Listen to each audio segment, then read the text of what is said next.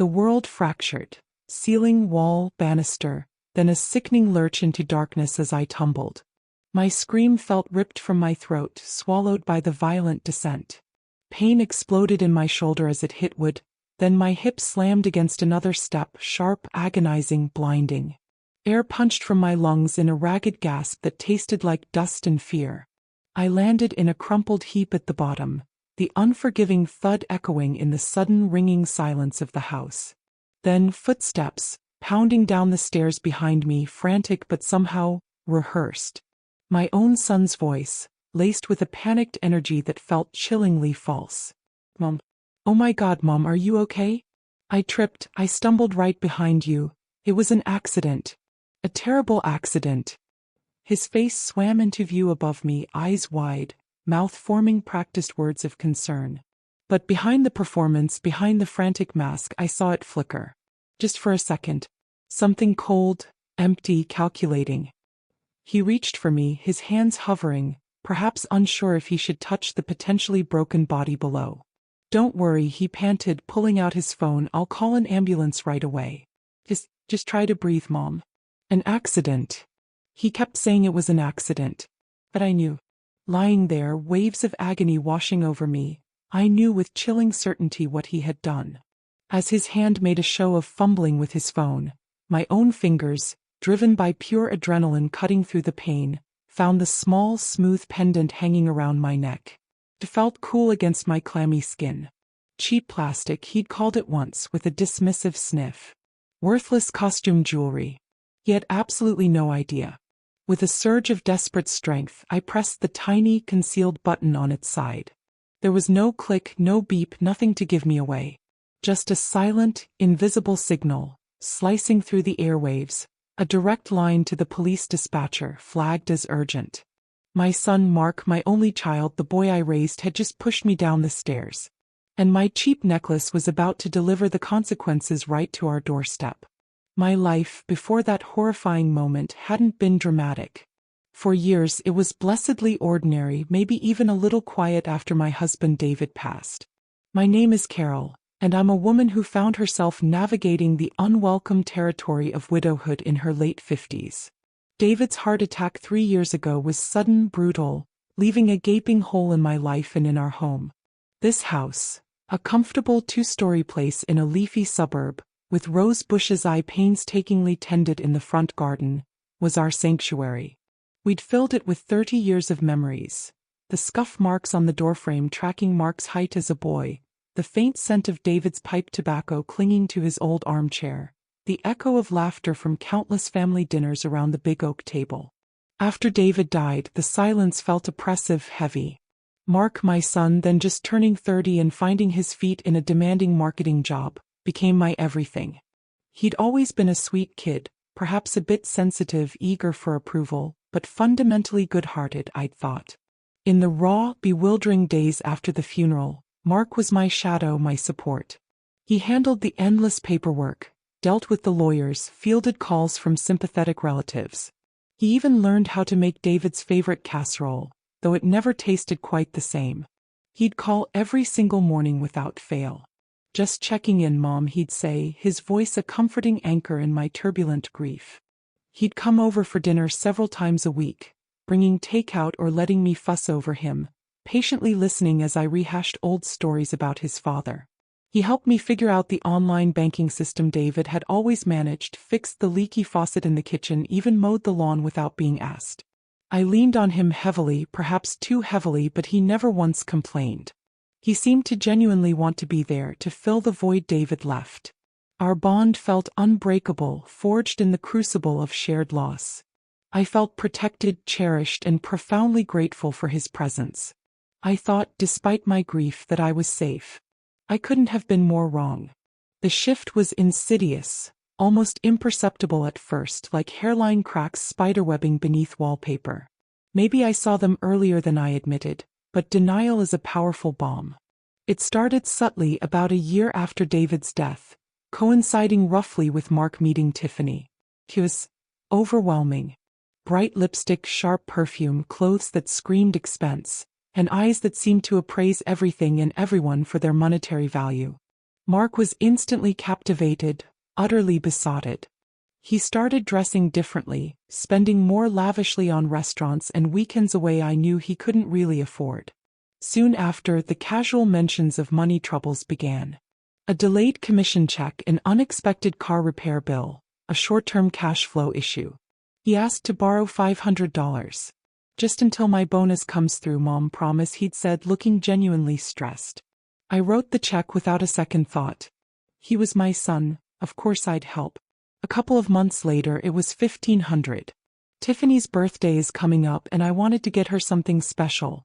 Things are just a bit tight. The repayment promises became vaguer. Tiffany started visiting the house more often. Her compliments felt edged, probing. Oh, Carol, this house is just gorgeous. So much space. Bet it's worth a mint now, right?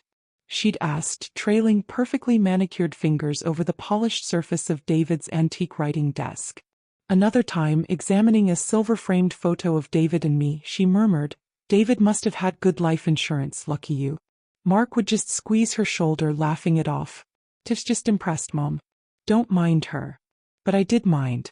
A knot of unease tightened in my stomach whenever she was around. Then came the incident with the figurine. David had bought me a delicate porcelain ballerina on our honeymoon in Vienna. It sat on the mantelpiece, a small, precious reminder. Mark was over one evening, pacing agitatedly while on a tense phone call. Definitely about money, judging by the snippets I caught about interest rates and deadlines. He gestured wildly, his arm swinging back. Crash. The ballerina lay shattered on the hearth tiles. Mark's face drained of color. Mom. Oh my God, I am so sorry. I wasn't looking. What a clumsy idiot. He knelt, gathering the larger pieces with hands that trembled slightly. He seemed genuinely horrified, profusely apologetic. It looked for all the world like a terrible accident. But later that night, sitting alone in the quiet living room, staring at the empty space on the mantel, a cold sliver of doubt inserted itself into my heart. His gesture, had it really been that uncontrolled?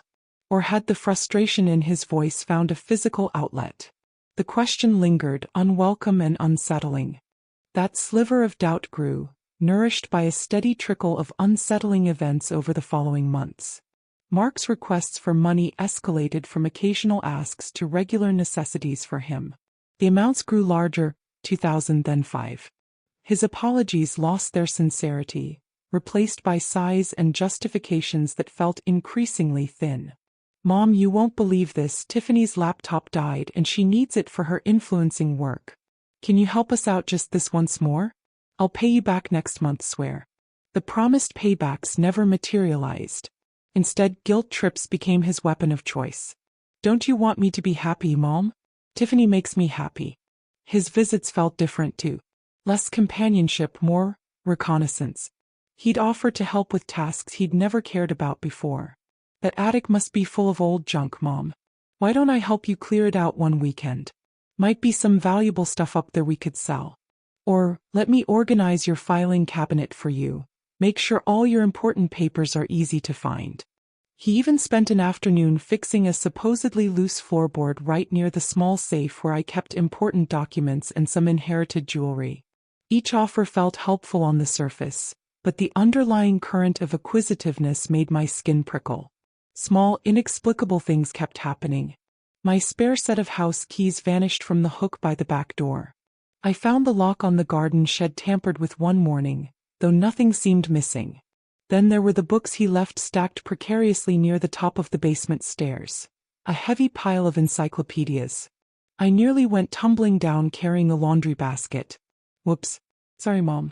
Totally spaced and left those there, he'd said, grabbing them quickly, his smile not quite reaching his eyes. His temper frayed easily now, especially if I gently questioned his finances or suggested he and Tiffany live within their means. Why are you always judging me? He'd snap. Are you saying you don't trust your own son? After everything I do for you around here? The accusations stung, designed to make me feel guilty and ungrateful. And they worked for a while.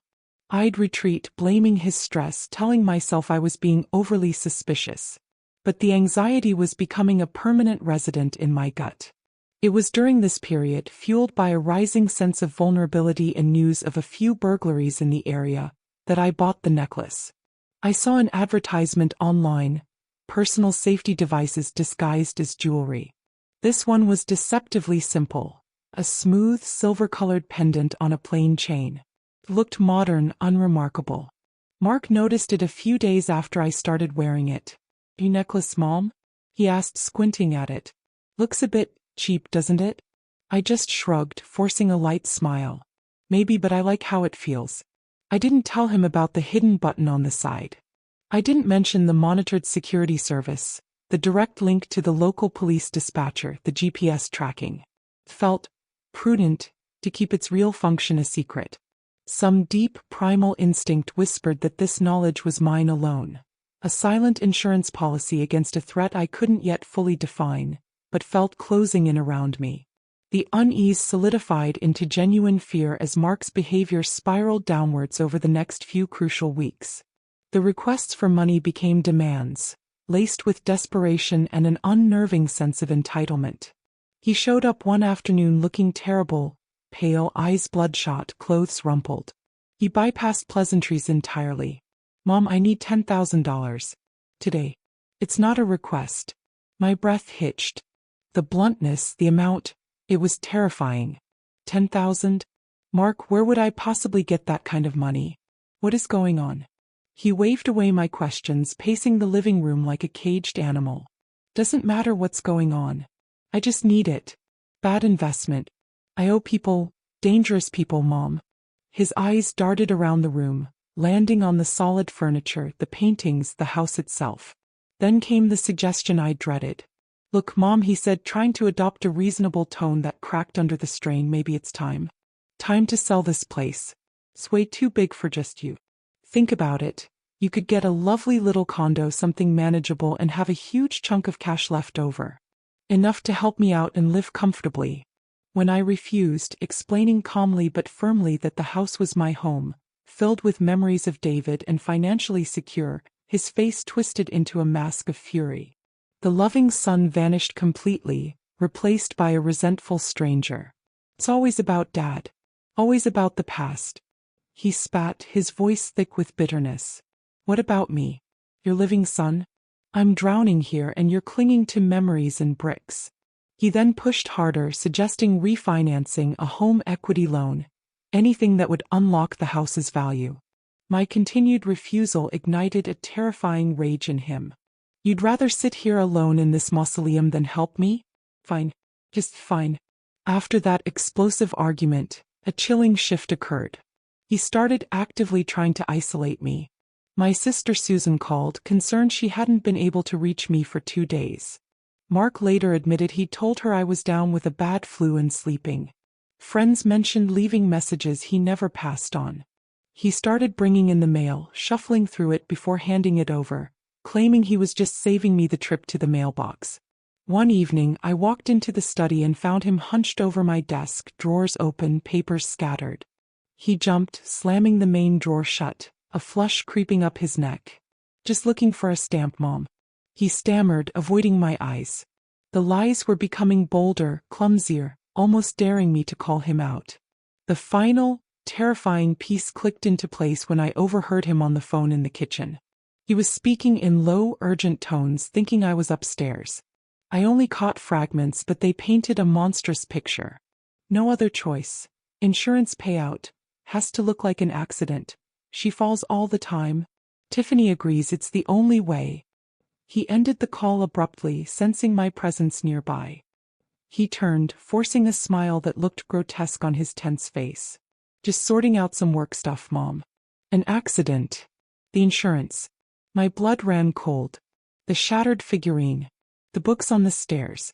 The broken window latch. Were they trial runs? Attempts to establish a pattern of clumsiness? The realization hit me with the force of a physical blow. This wasn't just about getting money anymore. My son was actively planning to harm me, perhaps fatally. The fear was no longer a suspicion. It was a suffocating certainty. That night, I started locking my bedroom door. I checked and rechecked the window locks. The familiar walls of my home suddenly felt menacing, closing in. The necklace, previously just a precaution, now felt like my only lifeline. I touched it constantly, its smooth plastic a stark contrast to the churning terror inside me. I knew with a dreadful clarity that stole my breath that he was going to try something soon. The how and when were unknown, but the what was horrifyingly clear. Truly knowing what Mark was capable of changed me. The paralyzing fear began to crystallize into a cold, hard determination to survive. Grief and betrayal were still there, churning beneath the surface, but a stronger instinct took over: self-preservation. I couldn't just be a passive victim waiting for the inevitable. I had to be ready. My first action was to fully understand my secret weapon.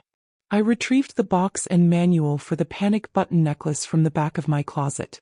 Reading through the fine print again, my eyes caught on the feature I'd glossed over: the 60-second ambient audio recording activated upon pressing the button. Designed for context, potentially capturing an attacker's voice or immediate threats. My heart hammered against my ribs.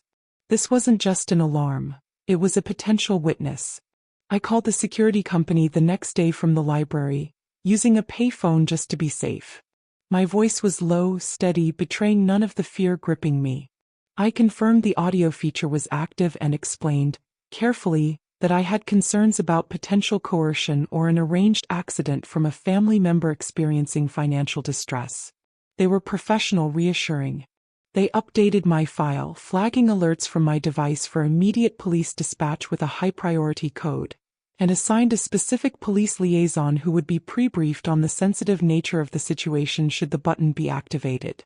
Knowing that specific protocol was in place felt like adding a layer of armor. Next, I became meticulous about documenting everything. I started a new journal hidden beneath loose floorboards in my closet, detailing every demand for money, every veiled threat, every suspicious incident. Dates, times, Mark's exact words, my own observations. Using my phone, I managed to secretly record 2 more of his increasingly aggressive conversations when he pressured me about selling the house, his voice tight with anger. I uploaded the audio files immediately to a secure cloud storage account he knew nothing about, then deleted them from my phone. It felt deeply unsettling, like betraying him all over again, but my survival instinct screamed louder than my maternal guilt. I also made another call to my sister, Susan. This time I let more of my fear show. "Sue, I'm really worried about Mark," I confided, my voice trembling slightly. "He's not himself. He's desperate about money, saying scary things, talking about the house constantly. I don't feel entirely safe." Susan was alarmed, promising to call more often and suggesting I come stay with her. I declined for now. Leaving felt like abandoning my home, my life. But knowing she was aware added another layer of protection. Mark seemed to sense the shift in me, the hardening of my resolve. He became overly attentive for a few days, bringing groceries, offering back rubs, constantly telling me how much he loved me. It was a sickeningly sweet performance, clearly designed to disarm me, to make me doubt my own fears. But I saw through it. The loving son was gone. This was a predator grooming his prey. The necklace became an almost physical extension of my will to live. I'd find myself touching it unconsciously, the smooth pendant a constant reminder of my hidden defense. I practiced locating the button discreetly, ensuring my fingers knew exactly where to go, even under stress. I didn't know exactly how or when he would make his move, but the waiting was agonizing. He thought I was isolated, frail, an easy target, overwhelmed by grief. He had no idea I was watching, waiting, and armed with a secret he couldn't comprehend. The power dynamic had shifted, silently but decisively. He thought he held all the cards. He didn't know I had an ace hidden up my sleeve. The storm finally broke on a dreary, rain-soaked Tuesday evening. The gray drizzle outside mirrored the oppressive tension that had filled the house for weeks. Mark arrived straight from work, his expression grim, saying he needed to talk. Urgently. A cold dread settled in my stomach. This was it. He followed me upstairs as I went to retrieve something from my bedroom, effectively cornering me in the narrow hallway at the very top of the main staircase. The landing felt small, claustrophobic. "Mom, I spoke to someone today," he began, his voice dangerously low and tight. "A private lender." He can give me the money I need quickly. But I need collateral. Significant collateral. He didn't need to say what. Mark, I started, my voice trembling slightly despite my resolve, my hand instinctively moving to the neckline of my sweater, feeling the pendant beneath. We've discussed this. I cannot use the house as collateral. It's not just irresponsible, it's impossible. Your father and I worked our entire lives for this security. Security? He almost spat the word. You mean your security? What about mine? What about Tiffany? We need this. I need this. Don't you understand the trouble I'm in? His voice rose, bouncing off the walls. It's just a signature, Mom. A temporary measure. Why are you being so selfish? Selfish? Mark, protecting my home isn't selfish. Sensible. I cannot risk everything because you made bad choices. The words hung in the air, sharp and final. That's when he moved. It wasn't a stumble. It wasn't a clumsy bump. It was a calculated, violent shove. His hands slammed hard into my upper back just between my shoulder blades.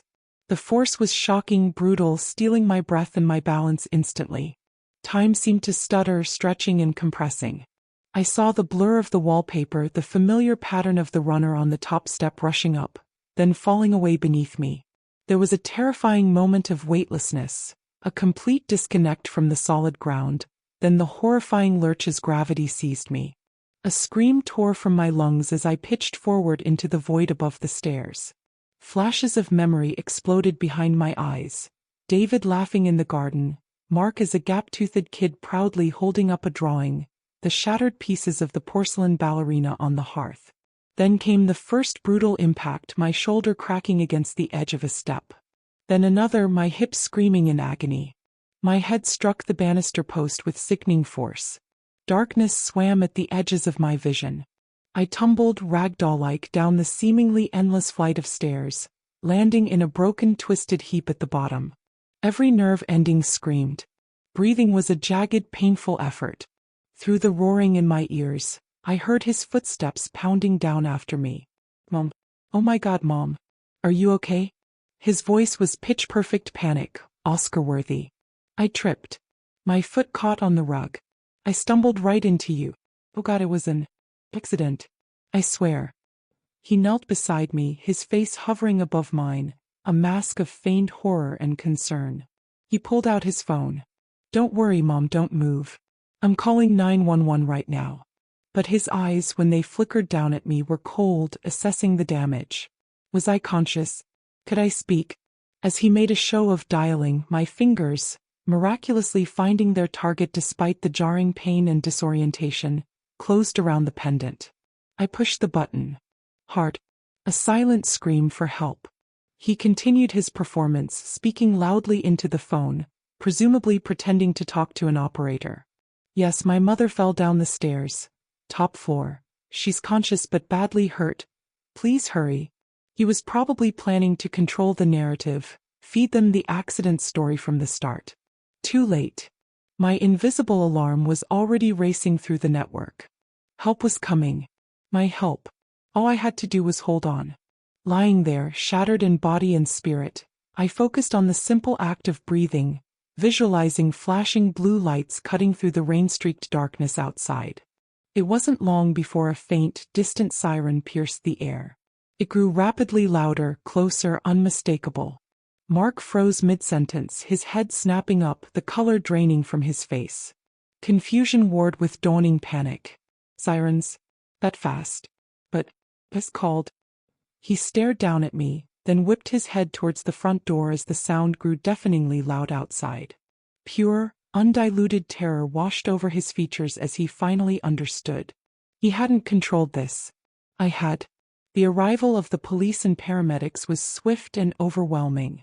Flashing red and blue lights pulsed through the front windows, painting the hallway in frantic strokes of color.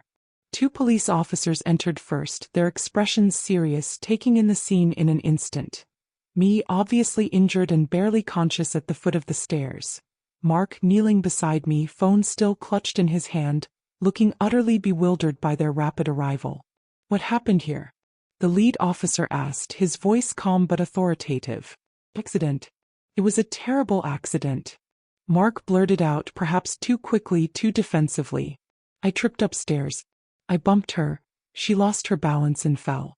I just called 911. While the paramedics carefully began assessing my injuries, immobilizing my neck and checking my vitals, I managed to lock eyes with the lead officer. My voice was barely a whisper, strained with pain but clear enough. He pushed me. The officer's gaze immediately sharpened, flicking back to Mark, who started protesting vehemently. No, she's wrong. She hit her head, she's confused. I couldn't. But the officer's expression remained skeptical. He already knew this wasn't a standard 911 call. He knew it originated from my personal panic device, activated after the fall, flagged with prior concerns about this very son. My whispered accusation was confirmation, not revelation. Mark was asked to step outside with the second officer. His story, I later learned, began to unravel under questioning, riddled with inconsistencies about how he tripped and why the police arrived before he seemingly finished his call. The silent signal from my necklace had done its job perfectly. The 60 seconds of audio it recorded captured the immediate aftermath. The sound of my ragged breathing, Mark's overly frantic cries of it was an accident repeated multiple times before he even pretended to dial 911. This time-stamped recording powerfully contradicted his claim of tripping and then immediately calling for help. My revenge wasn't a dramatic confrontation, not yelling or accusations in that moment. It was colder, quieter, and far more devastating. It was the irrefutable proof delivered by a piece of cheap plastic he'd dismissed, activated by the victim he thought he'd silenced. The flashing lights weren't just for an accident victim, they were for him. The world became a haze of hospital rooms, doctor consultations, and the dull throb of constant pain. I had a fractured collarbone, a hairline fracture in my hip, a significant concussion, and bruises that seemed to cover my entire body. The physical recovery would be long and arduous, requiring months of physiotherapy. But the emotional wreckage felt far more profound. Lying in that sterile hospital bed, watching the 4 drip fluids into my arm, the full weight of Mark's betrayal crashed down on me. My son, the child I had nursed through fevers, celebrated birthdays with, grieved with, had deliberately tried to cause my death, likely for inheritance money and to appease his demanding girlfriend. It was a monstrous truth, almost too painful to fully comprehend. While I recovered, the legal process moved forward. Mark was formally charged with attempted murder and aggravated assault. The evidence compiled against him was damning. My testimony, clear and unwavering despite the trauma. The data log from the panic button showing activation immediately after the fall. The crucial 60-second audio recording capturing his premature accident cries. The hidden journal detailing months of escalating threats and financial pressure. The secret phone recordings of his demands. And perhaps the final nail in his coffin, Tiffany. Faced with potential conspiracy charges herself, she quickly buckled, providing testimony about Mark's desperation, his talk of needing access to my assets, and his chilling comments about how an accident involving the stairs could solve all his problems. The trial was an ordeal. Seeing Mark in the defendant's chair, pale and hollow-eyed, was like looking at a stranger wearing my son's face. He maintained his innocence, sticking to the increasingly unbelievable accident story. His defense attorney tried to paint me as confused, elderly, perhaps even vindictive. But the evidence was overwhelming. The jury deliberated for less than a day before returning a guilty verdict on all major counts. Mark was sentenced to a lengthy prison term.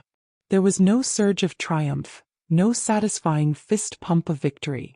Just a deep, hollow ache of sadness and the grim acknowledgement that justice, in its own brutal way, had been served. Selling the house was difficult but necessary. Every corner held a memory, but the staircase loomed like a monument to betrayal. I couldn't stay there. I bought a small, bright apartment in a quiet town several hours away, much closer to my sister Susan. She's been my rock, helping me navigate the physical therapy, the legal aftermath, and the complex landscape of my grief. Life now is radically different. It's quieter, simpler. I spend my days volunteering at the local animal shelter, tending to a small balcony garden, and rediscovering my love for watercolor painting. Some days are good. Others are clouded by the phantom limb ache of a relationship severed by unimaginable violence. The scars remain.